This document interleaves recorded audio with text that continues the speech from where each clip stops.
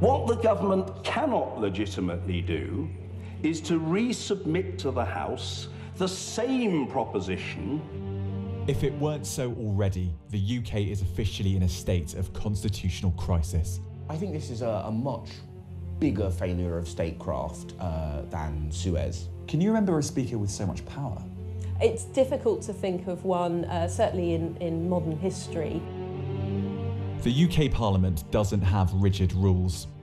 Instead, a set of conventions were formalised by the former Clerk of the House, Erskine May, published in 1844.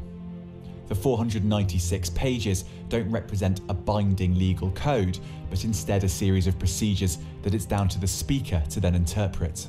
And it's his strong implementation of this passage that led to his ruling today that the government could not again put forward legislation that was substantially the same. If the government wishes to bring forward a new proposition that is neither the same nor substantially the same as that disposed of by the House on the 12th of March, this would be entirely in order. But although parliamentary procedure supports Speaker Bercow's decision, there's also an argument to say that he's acted against the wishes of the House. The argument that the Speaker is acting out of bounds is that last week the House voted for a motion to rule out no deal, which included the idea that if the deal was voted down a third time, then the government would be mandated to seek an extension. Now, so some people basically say, well, look, the House has already indicated that it does want another go-round at voting for this thing, and that Bercow is frustrating that decision of the majority.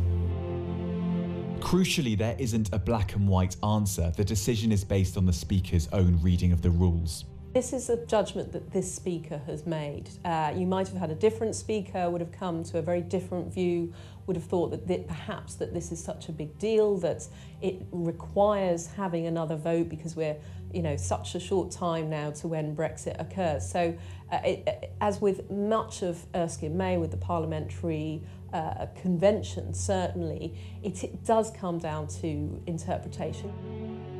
The Speaker's current power can be traced back to the government's failure to win a majority in 2017. Normally we don't see this kind of thing because we're used to majority governments, and if the government had a majority, they would be able to put down some kind of motion to say we disregard this convention, and so the Speaker would be, his powers wouldn't be as strong as the government being able to change the rules of the House through having a majority. But they don't have a majority, and that's the problem with all of this.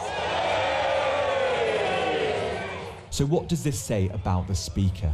Traditionally viewed as someone that might help the Remain cause, this was an act that could increase the chances of a no deal. He's always really been a Speaker who sees himself as on the side of backbenchers, and what tends to happen with MPs is when Bercow rules against him, they go, oh, this is because he's against me. When he rules for them, they go, he's on my side. I think what we've actually seen here is fairly consistent John Bercow approach to politics. A lot of the time that has helped Remainers because they have been the ones who've had the least influence over the government. Now it helps some Remainers, but it of course also helps no dealers because no dealers do not have very much influence over the government. So really this is just classic John Bercow.